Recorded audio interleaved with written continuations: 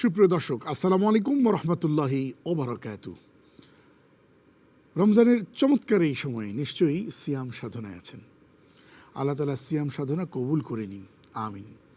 হয়তো আদর্শ মুসলমান, আদর্শ নাগরিক, আদর্শ মানুষ হওয়ার জন্যে শপথ নিয়ে এই রমজানে একটা পরিবর্তনের হাওয়া লাগিয়েছেন। আল্লাহ তাআলা তাও কবুল করে নিন, আমিন। দর্শক, আপনার এই প্রচেষ্টার সাথী হলাম আমরাও। নিবেদন করছি আপনাদের জন্য মাসব্যাপী বিশেষ আয়োজন, ভাইয়া হোটেলস নিবেদিত সংযমের অর্থনীতি। এই আয়োজনটির পাওয়ার্ড বাই স্পন্সর শাহজাদি 2-in-1 মেহেদি এবং এই আয়োজনের সহ পৃষ্ঠপোষক মুনতাহা স্টিল। দর্শক, রমজানে কোনো একটা বিষয় নিয়ে আমরা আলোচনা করছি, চেষ্টা করছি ওই বিষয়টির আদ্যপান্ত জানতে, এবং যা জানবো, যা শিখবো তা যেন আমল করতে পারি, প্রচার করতে পারি, সেই প্রয়াস থেকেই এই আয়োজন। আর এই আয়োজনে প্রতিদিন আমাদের সাথে থাকে দুজন বিদগ্ধ আলেমীদ্বীন। চলুন তাদের সাথে পরিচিত হয়ে নিই। আমাদের মাঝে আছেন এদেশের প্রথিতযশা আলেমীদ্বীন, ইসলামিক স্কলার, হাজার হাজার আলেমদের যিনি শিক্ষক, আমাদের শ্রদ্ধা ভাজন ব্যক্তিত্ব জনাব মুফতি মুহিবুল্লাহিল বাকি আন-নাদভী, যিনি বাইতুল মুকাররম জাতীয় মসজিদের সম্মানিত সিনিয়র ইমাম, আছেন আমাদের সাথে। স্বাগত আপনাকে। আসসালামু আলাইকুম রহমতুল্লাহ। ওয়ালাইকুম আসসালাম ওয়া রাহমাতুল্লাহি ওয়া বারাকাতুহু। এবং আমাদের সাথে যুক্ত হয়েছেন মালয়েশিয়া থেকে IIUMA, যিনি পিএইচডি গবেষণা করছেন ইসলামিক থট অ্যান্ড সিভিলাইজেশন এই সাবজেক্টের উপরে। আমাদের সাথে যুক্ত হয়েছেন হাফেজ আব্দুর রহমান। স্বাগত আপনাকে। আসসালামু আলাইকুম রহমতুল্লাহ। ওয়ালাইকুম আসসালাম রহমতুল্লাহি ওয়া বারাকাতুহু। আপনাকে অসংখ্য ধন্যবাদ এবং আপনার মাধ্যমে এখন টিভির দর্শক শ্রোতাদেরকেও ধন্যবাদ। আপনার কাছে আসবো স্যার। আমাদের আজকের নির্বাচিত বিষয় ইসলামী শরিয়ায় অর্থ ব্যবস্থা। অর্থ ছাড়া জীবন অর্থহীন, আবার অর্থ মাঝে মাঝে জীবনের জন্যই অনর্থ।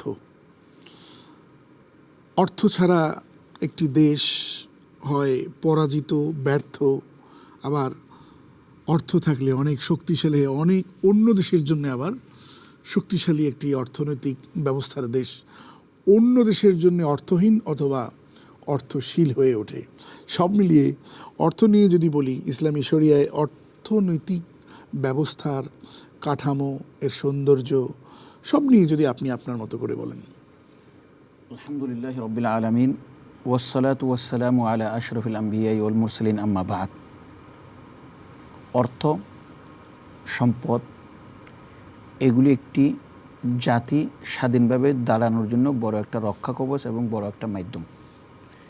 কিন্তু আমরা এই অর্থের বিষয়ে ইসলামের যে দিক নির্দেশনা আছে এবং ইসলামের প্রতি আমাদের কতটুকু আগ্রহ থাকতে হবে, কতটুকু আমরা অর্থ উপার্জনে কতটুকু গুরুত্ব দেব, সময় খরচ করব, এইগুলির ব্যাপারে আমাদের মূল ইসলামিক যে থটগুলি ছিল, ইসলামের যে চিন্তাধারা ছিল, তার থেকে আমরা বহু দূরে চলে গেছি। প্রথম কথা হচ্ছে, আপনি জানেন আল্লাহ পাক রব্বুল ইজ্জত যখন নামাজের জন্য নির্দেশ দিয়েছে তখন বলেছেন আকিমুস সালাহ, নামাজ পড়ো। এই নির্দেশ কিন্তু রসুল যারা তাদের জন্য, রসুলের জন্য, আকাই আমাদের মুহাম্মদ রাসূলুল্লাহ সাল্লাল্লাহু আলাইহি ওয়াসাল্লামের জন্য, উম্মতের জন্য। কিন্তু আতুজ যাকাত যখন বলেছে তখনও উম্মতকে এবং রসুলকে একসাথে নির্দেশনা দিয়েছে। কিন্তু দেখেন কত কঠিন বিষয়, যখন হালাল উপার্জন করা, হালাল আহার গ্রহণ করার বিষয়টি আসছে, তখন আল্লাহ পাক রব্বুল ইজ্জত বলেন আউযু বিল্লাহি মিনাশ শাইতানির রাজিম, ইয়া আইয়ুহার রাসূলু কুলু মিনাত তাইয়্যিবাত। হে রসুল, তুমি হালাল উপাদেয়, হালাল আহার্য গ্রহণ করো। রসুলকে আলাদাভাবে, আবার উম্মতদেরকে আলাদাভাবে বলতেছেন আউযু বিল্লাহি মিনাশ শাইতানির রাজিম, ইয়া আইয়ুহাল্লাযীনা আমানু কুলু মিন তাইয়্যিবাতি মা রাযাকনাকুম। আমি তোমাদেরকে জীবিকা দিয়ে দান করেছি, তার মধ্যে যেগুলি পবিত্র সেগুলি তোমরা আহার্য গ্রহণ করো, পবিত্র আহার্য গ্রহণ করো। তাহলে নামাজের বিষয়ে রসুল এবং উম্মতকে একসাথে নির্দেশনা দিয়েছেন আল্লাহ পাক রব্বুল ইজ্জত। আর হালাল উপার্জন এবং হালাল আহার করার বিষয়ে রসুলকে আলাদাভাবে বিশেষভাবে গুরুত্ব দিয়ে নির্দেশনা দিয়েছেন, আর উম্মত যারা সাধারণ মুমিন তাদেরকে আলাদাভাবে গুরুত্ব দিয়েছেন, আলাদাভাবে তাদেরকে নির্দেশনা দিয়েছেন। তাহলে আর্থিক বিষয়টা কত গুরুত্বপূর্ণ বিষয়। আপনি নিশ্চয়ই এ বিষয়ে আরও বলবেন। আমি একটু অন্য অ্যাঙ্গেল থেকে শুনতে চাই হাফেজ আব্দুর রহমান আপনার কাছে। আপনি ইসলামী অর্থনীতি বা ইসলামী শরিয়া যে অর্থ ব্যবস্থা, আপনি কোন অ্যাঙ্গেল থেকে ভাবছেন? Islam is the complete code of life, এটা আমরা সকলে জানি, পরিপূর্ণ জীবন ব্যবস্থা। এই জীবন ব্যবস্থার অন্যতম একটা মাধ্যম হলো রিজিক, তথা হালাল রিজিক অথবা আহার দাহারের যে ব্যবস্থাপনা করা সেটা। একজন মানুষ এই পৃথিবীতে যদি সেই অন্তত আবাদত করার জন্য বেঁচে থাকতে হয়, তাহলে তাকে আহার খেতে হবে, তাকে খেতে হবে শক্তি যোগানোর জন্য। অতএব যদি সে বাঁচতে হয়, আবাদত করতে হয়, তার উপরে অর্পিত যে দায়িত্বগুলো আছে সকল কিছু সে যদি দায়িত্ব পালন করতে চায়, তাও তাকে আহার খেতে হবে শক্তি যোগানোর জন্য। অতএব ইসলামী অর্থ ব্যবস্থায় বা আমাদের বাস্তব জীবনে অর্থনীতির গুরুত্ব অপরিসীম। সম্মানিত উপস্থিতি, আজকে আমি ছোট্ট একটি আয়াত তেলাওয়াত করব। সেটা হলো আল্লাহ তাআলা পবিত্র কোরআনে বলেন, ফাইদা কুদিয়াতিস সালাহ ফান্তাশিরু ফিল আরদ। তুমি যখন তোমার অব্লিগেটরি যে সালাহ আছে, অর্থাৎ ফরজ যে সালাহ আছে, নামাজ আছে, সেটা যখন শেষ করো, তুমি জমিনে ছড়িয়ে পড়ো। ফাইদা কুদিয়াতিস সালাহ ফান্তাশিরু ফিল আরদ ওয়াবতাগু মিন ফাদলিল্লাহ। আল্লাহ তাআলা যে রিজিক দিয়েছেন, যে আল্লাহ তাআলা যে কল্যাণ নিয়ামত আছে, সেটা তুমি তালাশ করো। তার মানে ইসলাম আমাদেরকে সবসময় প্রেসক্রাইব করে যে তুমি যেভাবে তুমি যেভাবে ইবাদত করবে, পাশাপাশি এই দুনিয়াতে তোমার রিজিকও তালাশ করতে হবে। সিমিলারলি আল্লাহ তাআলা পবিত্র কোরআনে আরেকটা আয়াতে একই কথা বলেন, ওয়াবতাগি ফিমা আতাকাল্লাহু দারুল আখিরাহ ওয়া লা তানসা নাসিবাকা মিনাদ দুনিয়া। পরকালের জন্য চেষ্টা করো, পরকালের যে জান্নাত সেটা খুঁজে পাও, এবং পাশাপাশি ওয়ালা তানসা নাসিবাকা মিনাদ দুনিয়া। দুনিয়াতে আল্লাহ তাআলা যে অংশ রেখেছেন সেটার বিষয়ে ভুলে যেও না। তার মানে কি? এটাই তো অর্থ ব্যবস্থা, এটাই তো আমাদের রুটি রুজি সকল কিছু ব্যবস্থা। এবং রাসূল সাল্লাল্লাহু আলাইহি সাল্লাম এই কথা আর একটু ক্লিয়ার করে আমাদেরকে বলে দিয়েছেন, ওয়ালাবু কাসবিল হালালি ফারিদাতুন বা'দাল ফারিদা। ওই যে কোরআনের আয়াতটা বলছিলাম একটু আগে, ওইটারই একটা ব্যাখ্যা। যখন ফরজ নামাজের পরে সবচেয়ে গুরুত্বপূর্ণ যে কাজটা, সেটা হলো কি? ওয়ালাবু কাসবিল হালালি ফারিদা বা'দাল ফারিদা। আমরা আপনার কাছে আবারও আসবো, একটা বিরতি নেবার সময় হয়েছে ইনশাল্লাহ। শেখ, আমি বিরতিতে যাবার আগে একটা প্রশ্ন করে রেখে যেতে চাই যে পৃথিবীতে যত আর্থিক ব্যবস্থা বা অর্থনৈতিক ব্যবস্থা আছে, একটি হচ্ছে পুঁজিবাদী সমাজ ব্যবস্থা, আর একটা হচ্ছে সমাজতান্ত্রিক অর্থ ব্যবস্থা। সমাজতান্ত্রিক অর্থ ব্যবস্থায় আপনি দেখবেন যে যদিও সমাজতন্ত্র যেই দেশ থেকে জন্ম নিয়েছে সেখানেই তাদের শরীর সমাধি রচিত হয়েছে, সেগুলো ব্যর্থ মতবাদ। কিন্তু তারা বলতেন যে লাঙল যার জমিতার, জাল যার মাস্তার, সাম্য এমনভাবে প্রতিষ্ঠিত হবে, কেউ বড়লোক হতে পারবে না, সব সমান হবে। কিন্তু সেটা তারা করতে পারেনি। আর অন্যদিকে পুঁজিবাদী অর্থনৈতিক ব্যবস্থার মধ্যে হচ্ছে সারা পৃথিবীকে শোষণ করার যত রকম হাতিয়ার আছে সবগুলো ইনস্ট্রুমেন্ট ব্যবহার করে যত বেশি পুঁজি নিয়ে আসতে পারবে, তত বেশি সে তত শক্তিশালী হবে এবং তাদের দেশের সমাজকে তারা সুন্দর করতে পারবে। এই দুটোর বিপরীতে ইসলামের যে অর্থনৈতিক ব্যবস্থা, সেটির বৈপরীত্যটাই আমি আপনার কাছে মূলত জানতে চাইব। একটা বিরতির পর দর্শক থাকুন আমাদের সাথে।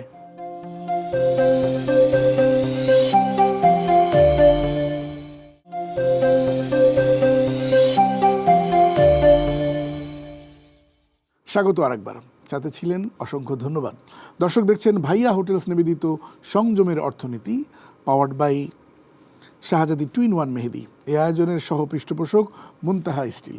আজ আমরা কথা বলছি ইসলামী শরিয়ার অর্থ ব্যবস্থা। শাহেখকে জিজ্ঞেস করেছিলাম যে জি, মাশাআল্লাহ, ধন্যবাদ।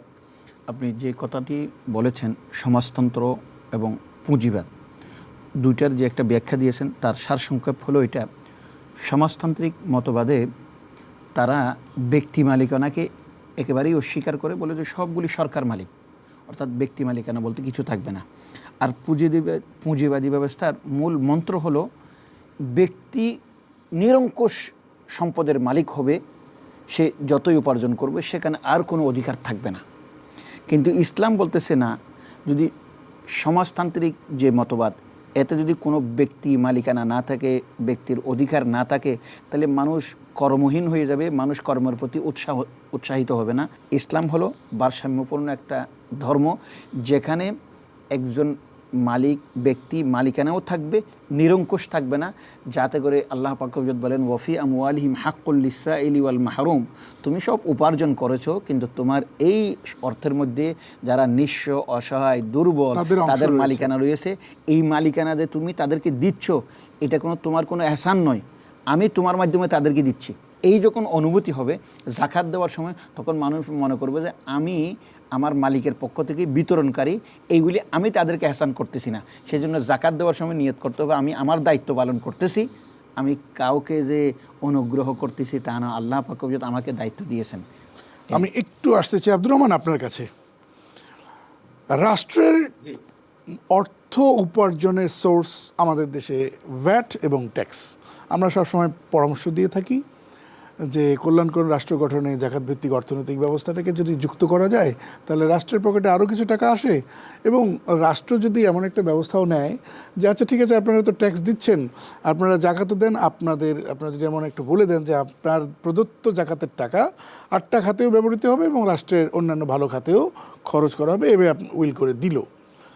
কিন্তু প্রশ্ন তো একটাই যে রাষ্ট্র যদি বন্টন ব্যবস্থার কাঠামো, আইন এবং সৎ মানুষের অভাব হয়, তখন টাকা যত সোর্স দিয়ে আসুক না কেন, টাকা তো দেশে থাকে না, টাকা তো অন্য দেশে চলে যায়। তো এখন এক্ষেত্রে রাষ্ট্র যারা পরিচালনা করে সে মানুষগুলোর নীতি, নৈতিকতা, মূল্যবোধ, সেই সংস্কারের কি হবে, কি ভাবছেন আপনি? খুবই তাৎপর্যপূর্ণ একটা প্রশ্ন করেছেন প্রিয় ভাই আমার। জাকাতের যদি সুষ্ঠু এটা যদি বন্টন করতে হয়, অবশ্যই এটাকে রাষ্ট্রীয় পৃষ্ঠপোষকতা অবশ্যই লাগবে। যেটা আমরা রাসূল সাল্লাল্লাহু আলাইহি সাল্লাম এর যুগে দেখলাম, খোলাফায়ের যুগে সবসময় রাষ্ট্রই এটা, ইসলামিক যে রাষ্ট্র ছিল তারা এটা দেখভাল করতেন। আর আমাদের কি হবে? আমাদের বাংলাদেশে তো আমাদের ওরকম একটা ব্যবস্থা নেই, ইসলামিক ব্যবস্থা নেই। তাহলে কিন্তু এখানে তো আমরা মুসলিম, আমাদেরকে তো অবশ্যই আল্লাহ তাআলা পাকড়াও করবেন, অবশ্যই জিজ্ঞাসিত করবেন জাকাতের বিষয়ে আমরা কি করেছি, আমরা এটা সুষ্ঠু যে বন্টন নীতিমালা আছে সেটাকে আমরা ফলো করেছি, এটা কিন্তু আল্লাহ তাআলা আমাদেরকে ধরবেন, জিজ্ঞাসা করবেন। তাহলে আমরা কিভাবে জবাব দেবো? রাইট? যদি সত্যিকার অর্থ নির্ভুল কোন একটা জাকাত ব্যবস্থা প্রবর্তন করতে হয় বা ব্যবস্থা করতে হয়, তাহলে আমাদেরকে এমন কোন ব্যক্তিকে জাকাত বোর্ডে অথবা জাকাত যারা বন্টন করবে ওই সকল কাজে নিয়োজিত করতে হবে, যারা সত্যিকার অর্থে আমানতদার, যারা সত্যিকার অর্থে আল্লাহকে ভয় করেন এবং আমরা নির্দ্বিধায় জাকাত দিতে পারি। কারণ আমার জাকাতটা একটা সুষ্ঠু বন্টন হওয়া এটা আমার জন্য যেমন গুরুত্বপূর্ণ, সত্যিকার অর্থে যারা জাকাতটা পাওয়ার যোগ্য তারাও যাতে ঠিক মতো জাকাতটা পাও, এটা আমাদেরকে এনশিওর করতে হবে। জি, অনেক ধন্যবাদ আপনাকে শেখ। এই জায়গাটায় যেটা আমি যুক্ত করতে চাই, মানে সারা অঙ্গে ব্যথা যখন, আমি মলম লাগাবো কোথায়? রাষ্ট্রের মধ্যে তো দুর্নীতিটা এমন পর্যায়ে ঢুকে গেছে যে আপনি দুর্নীতি দমন কমিশনও আছে, কিন্তু সেখানেও সমস্যা আছে। আমি তো এখন পুরো জাতিকে তৈরি করবার ক্ষেত্রে কি? আমি একটা কথা বলি, জাকাতের মূল উদ্দেশ্য হলো মানুষের দুর্ভিক্ষ দূরীকরণ, অভাব-অনটন দূরীকরণ, স্বাবলম্বীকরণ। মানুষকে আমাদের বাংলাদেশের মধ্যে তিনভাবে জাকাত দেওয়া হচ্ছে। একটা হলো ব্যক্তিগত পর্যায়ে, আর কিছু বেসরকারি সংস্থা জাকাত উসুল করছে, আরেকটা হলো সরকারি সংস্থা আমাদের জাকাত বোর্ড জাকাত উসুল করছে। এখন দেখেন, ব্যক্তিগতভাবে যখন আমরা জাকাত দিচ্ছি, তাহলে ব্যক্তিগত জাকাত দিলে কিছু লোক কিছুদিনের জন্য স্বাবলম্বী হচ্ছে। মানে একজন অসুস্থ মানুষকে আপনি তারে সুস্থ করার জন্য 500 টাকা দিলেন, সে চিকিৎসা করে শেষ। কিন্তু সার্ভাইভাল মানে আমি যে একটা স্বাবলম্বী হওয়ার জন্য এরকম একটা যে চক্র তৈরি হচ্ছে না, যেমন সাস্টেইনেবল জাকাত হচ্ছে না, সাস্টেইনেবল জাকাত হচ্ছে না। যে এইরকম, যেমন মনে করেন একজন ব্যক্তি একেবারে পঙ্গু, তারা আপনি 10 লক্ষ টাকা দিলেও লাভ কি, সেগুলো বসে বসে খাবে। আরেকজন ব্যক্তি তার একটা রিক্সা কিনে দিলে সে কোনো রকম চলতে পারবে, তারে দিচ্ছেন আপনি 500 টাকা, আরেকজনে দিচ্ছেন 500 টাকা, সবগুলো মিলে সে রমজানের মধ্যে খেয়ে শেষ করে ফেলেছে। এই জায়গাটা আসবে, একটা বিরতি নিয়ে আসতেছে। দর্শক থাকুন আমাদের সাথে।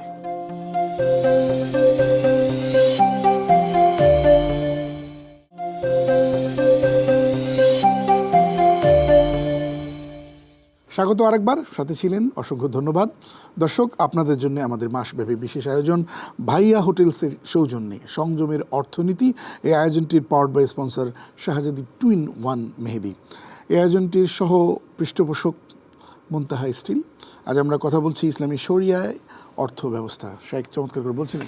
এখন তাহলে ব্যক্তিগতভাবে যে আমরা জাকাত আদায় করছি, সেটা দিয়েও আমাদের মানে কাঙ্ক্ষিত জাকাতের উদ্দেশ্য অর্জন হচ্ছে না। আবার যেটা বেসরকারিভাবে হচ্ছে, তারা তো বেসরকারিভাবে যেহেতু একটা হয়তো লাইসেন্স নিয়ে এনজিও ব্যুরো থেকে বা আরেকটা সংস্থা থেকে তারা অনুমোদন নিয়ে জাকাত উসুল করছে, সারা বাংলাদেশের মানুষ তো তাদের কাছে যাচ্ছে না, হয়তো 100 ভাগের 1 ভাগ যাচ্ছে। তো বন্টন হয়ে, সুষ্ঠু বন্টন হয়ে দুর্ভিক্ষ দূরীভূত হবে কোত্থেকে? আমরা একটু আব্দুর রহমানের কাছে আসি। আব্দুর রহমান, কি করা যেতে পারে যে ইসলামী শরিয়া অর্থ ব্যবস্থাটা আর সুফল যেন বাংলাদেশবাসী পায়, সেটি রাষ্ট্রের মাধ্যমে হোক অথবা নাগরিকের চর্চার মাধ্যমে হোক, উভয় দিক থেকে এর বেনিফিশিয়ারি করবার জন্য কি পরামর্শ দেবেন? মহতারাম মেহমানের সাথে আমি অনেকটা অনেকটা একমত। মাশাআল্লাহ, উনি অনেক সুন্দর করে বলছিলেন।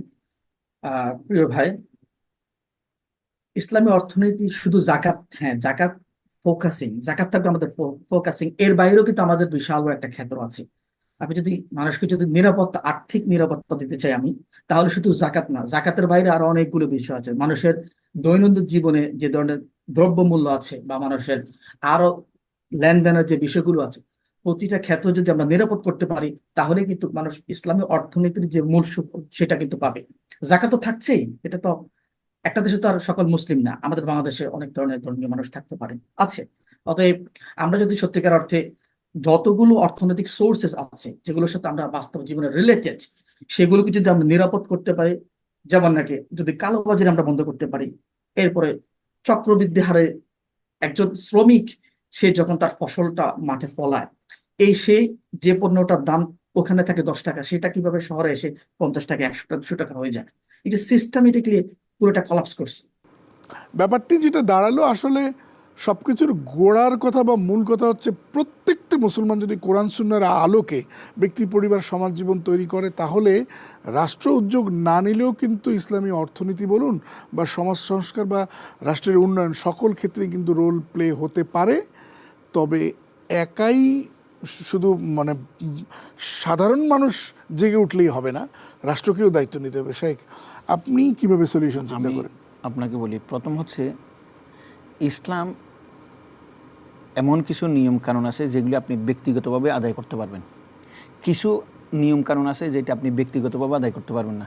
এই যে আপনি যে বলতেছেন জাকাত আদায়ের মাধ্যমে যে দুর্ভিক্ষ দূরীভূত হবে, সেটা একটা দলবদ্ধ ইবাদত। সেজন্য আমার কথা হচ্ছে সরকারও উদ্যোগ নিতে হবে, আর আমরা বেসরকারিভাবে যারা ধনী ব্যক্তি জাকাত দিচ্ছি, আমাদেরকেও 2-4 জন মিলে একটা পরিকল্পনা নিতে হবে। আমরা এই বছর এই গ্রামটা বেছে নিলাম, আমরা এই বছর এইরকম গরিবদেরকে বেছে নিলাম, মানে একটা সামষ্টিক পরিকল্পনার আলোকে করতে হবে। অসংখ্য ধন্যবাদ আপনাকে শেখ, আমাদেরকে সময় দেওয়ার জন্য। দর্শক, শেষ করব, যাবার আগে যে কথাটি বলতে চাই সেটি হচ্ছে, স্রষ্টা দিয়েছেন বিধান সৃষ্টির জন্যে। স্রষ্টাই ভালো জানেন যে সৃষ্টির জন্যে কোনটা কল্যাণকর। আমাদের শুধু প্রয়োজন এখন সেই বিষয়টাকে ফোকাস করা। একেবারে যারা রাষ্ট্র চালাচ্ছেন তারা, সমাজ এবং সকলকেই, তাহলেই বরকত আসবে, রহমত আসবে ইনশাআল্লাহ। দর্শক, আপনারা দেখছিলেন ভাইয়া হোটেলস নিবেদিত সংযমের অর্থনীতি। এই আয়োজনটির পাওয়ার্ড বাই স্পন্সর শাহজাদি 2-in-1 মেহেদি এবং সহ পৃষ্ঠপোষক মুনতাহা স্টিল। আজ এ পর্যন্তই। আসসালামু আলাইকুম রহমতুল্লাহি ওয়া বারাকাতুহু।